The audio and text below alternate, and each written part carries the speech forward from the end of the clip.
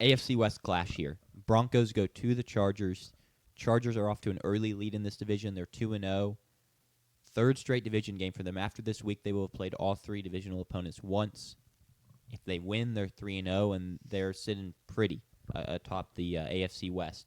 The Broncos, this is a big matchup for them. It's their first divisional game. They could tie it up with the Chargers here and make a big step forward into getting the head-to-head over them with the first win. Thoughts on this game? Key points. Sanders, as the Chargers guy, what do you think? Before I get into the key points, JP, technical question: who would have the lead? Because the Chargers would be 2-1 in the division, but the Broncos would be, I guess they'd be 1-0, so the Broncos would have the lead. Yeah, 20%. 20%. So they'd have 100%, so they'd be in. Yeah. Okay, cool. It's not actually relevant. I was just a technical question for me and for the audience. Couple big notes, I guess, things to watch. What does the run game look like as always? Because for the first 2 weeks, it has not been great. And then also, what does the passing offense look like? I think this is probably the best secondary that the Chargers will have faced with Patrick Surtain back there. He's elite, winning Defensive Player of the Year last year. That was something that we apparently neglected to address when we did our Defensive Player of the Year picks. So we missed on that one. Like we talked about how like the last time a non-defensive lineman had won it, and we couldn't think about it, and it turns out it was Patrick Surtain last year. Good work from us. Yeah, we missed there.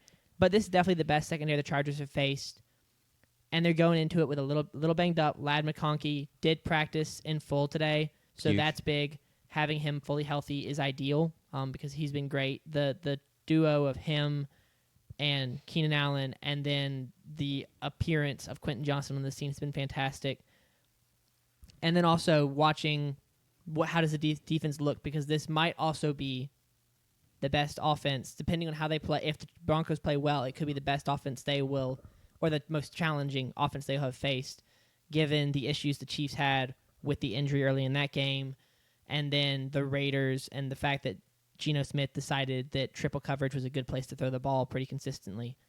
This could be a challenge for the Chargers, and I kind of like that because I had question marks about both of those Chiefs and Raiders offense coming into the season.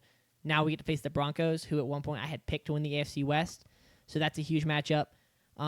What does Cortland Sutton look like? Are you shutting him down? Evan Ingram has not been super involved, and we talked about this last show. We're not sure why, because the dude was a great check down option for Trevor Lawrence when he's healthy, and he's healthy now. They gave him a big contract. Right. They paid him a lot of money to come there. He's only got who is it that has 67 yards? Cortland Sutton through 2 weeks? Cortland Sutton has 67 yards through 2 weeks, yeah. That's not what you want to see from your It's wide been, receiver one.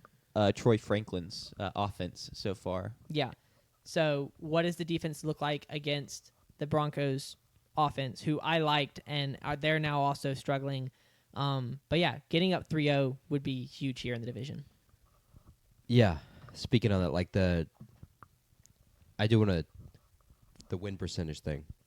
That became a factor in the DeMar Hamlin thing because they kind of canceled that game. Yeah. And that was why the Bengals ended up winning the division that year, was because they had a better win percentage than I think it was the Ravens, who had the same record as them at the time. It was kind of a controversy, but it was just a win percentage thing. Speaking, though, on the Cortland Sutton and Evan Ingram, the weapon usage hasn't made any sense this year for Sean Payton and this Broncos offense. Troy Franklin has been playing well. He's been getting much of the production. Last week, they have touchdowns from Troy Franklin, Marvin Mims, and Adam Troutman. Evan Ingram touches the ball once last week. Adam Troutman got, I think it was 70% plus of the snaps. Evan Ingram had a calf injury during the week, but was fully healthy going into the game. You give him this big contract, he barely touches the field. And no disrespect to Adam Troutman, Evan Ingram is so much better than him. It just feels like another situation of, man, why aren't we using this guy and his talent? But he wasn't used in New York whatsoever. In Jacksonville, he was used, but it was just like he couldn't stay healthy. And now here he is in Denver, and he's not being used again.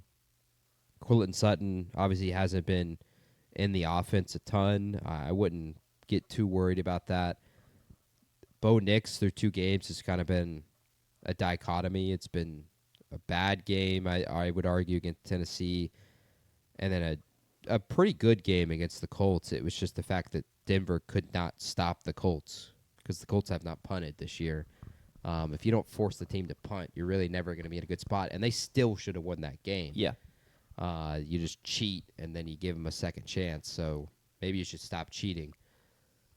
But still, the play calling hasn't made sense at some points. Like in the Tennessee game, they've kind of just got the game guaranteed. They're up one score. They're in field goal range.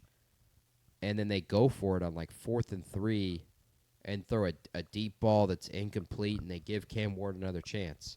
And then obviously in this game against the Colts, like leverage, that's something you're taught in special teams. That's what special teams practice is something like that. You don't accidentally commit like leverage. Like you go into the play being like, I'm gonna do this. And in that moment too, it's too critical of a moment. If it happens in the first quarter, who cares? But a kick to win the game, make the kicker make the damn kick. Like it doesn't make any sense to me. Or just get more athletic. Brian Brzee, Saints legend, has a blocked field goal earlier this year where he's a defensive tackle from Clemson, first-round pick. He literally just jumped over the long snapper. He weighs like 300 pounds. You just need to do that. Pretty I impressive. thought that was illegal too. Not gonna That's lie. legal as long as you You don't, just don't use touch leverage. him. Yeah, you just You can just Interesting. jump over him. Now you can't like It's just Troy Polamalu like run up and hurdle him. Okay. You basically have to kind of be down and then jump over. Okay, interesting. But for those, it's just been kind of questionable for Denver. And then on the flip side with Los Angeles, they've just been dominant through 2 games on both sides of the ball. The only thing that like isn't working is the run game. Their defensive backs have been incredible. Derwin James played a bad game. Like he missed 5 tackles last week. sure. But he was still dominant. He forces a pick in that game. Everything kind of leans towards the Chargers. It's surprising to me that the spread is 2.5. Honestly, that surprises me. I think it would be higher. I would bet to take the Chargers to cover that spread more often, especially at 2.5. That's such an easy spread to just take that they're going to win and cover that over than taking the money line. Yeah. It could potentially be due to a Khalil Mack injury because he goes down. Not that he moves the spread a lot, but losing him, the D-line behind him is not like there's no big names there. It's possible. And so that could be part of it is that losing him moves the line at least a little bit. I think it's probably that they're just still pretty high on the Broncos, even though they've not looked great or like very cohesive through the first couple weeks. But they still like the talent they have It is and odd the though, overall outlook. because like if you think about like the 3 points for home field, that means if this was in Denver or on a neutral side, they'd be favored. NFL is 2.5. 2.5, So on okay. neutral field to be a pick 'em. That does feel. I do feel like that's a little like the Chargers should It be. doesn't feel that way. Right. For 2 weeks. It doesn't. Yeah. It doesn't make Not any at sense. all. I think the spread should be like 4.5. Honestly, one last thing on like the Denver like decision making. To spend that high of draft capital on R.J. Harvey and you haven't used him at all in 2 weeks doesn't make any sense to Is me. he a second rounder? He's a second rounder, early second rounder. J.K. Dobbins has been playing really well, but you haven't used R.J. Harvey really whatsoever. That's been kind of confusing. So, like, to have weapons like R.J. Harvey and Evan Ingram and Cortland Sutton, And you're yet scheming up stuff for Troy Franklin. Troy Franklin and Adam Troutman and Marvin Mims, like, it's been confusing. I wonder if that'll change this week. I think it has to. I think the best players, the best athletes have to perform that way because with the way the Chargers defense has been flying, that's been the difference through 2 weeks, honestly, is that the Chargers defensive backs, Derwin James, and even their linebacker play, and especially their defensive tackle play with Jones and Thierry Tart, they have just been better athletes than the other team's offense. I think the Broncos have the athletes. I think they have better weapons than the Raiders and the Chiefs. Got to use them though. And I think they just have to use them to have a chance in this game. Sure. Short week for the Chargers, and obviously, but this is their home opener. Well, technically it's their second home game, but it's their home opener. First time in SoFi Stadium for him. I think it'll go well for Jim Harbaugh. and I think the Chargers will get out to that 3-0 division lead, and I would absolutely bet them to cover 2.5 because I just don't think that spread is high enough. Yeah, two quick things for me. I want to see how the Chargers' offensive line plays in terms of pass blocking because it's been phenomenal through 2 weeks, but this is the best. You talked about it being the best secondary they'll play. I think it's going to be the best defensive line they've Yes. played as well. So I'm curious to see if they stay that dominant. Yeah, Nick Bonito has been great. Yeah. And then with how productive the Chargers secondary has been in forcing turnovers and just being good in general, I need Bo Nix to take better care of the football if the Broncos are going to win this game. But I agree. I'm going to take the Chargers to cover. They're just playing the better football right now. So I don't know why I wouldn't take them. Yeah, do you think this is back to the RJ Harvey thing? Do you think maybe they drafted him assuming J.K. Dobbins would get hurt, and now they're just kind of playing Dobbins like he's just to be the guy till he gets hurt, and then they'll start utilizing RJ? That doesn't make a whole lot of sense. Yes and no. RJ, I think, was drafted to be a third down running back, pass catching back. And through 2 games, he has just 2 catches on 3 targets.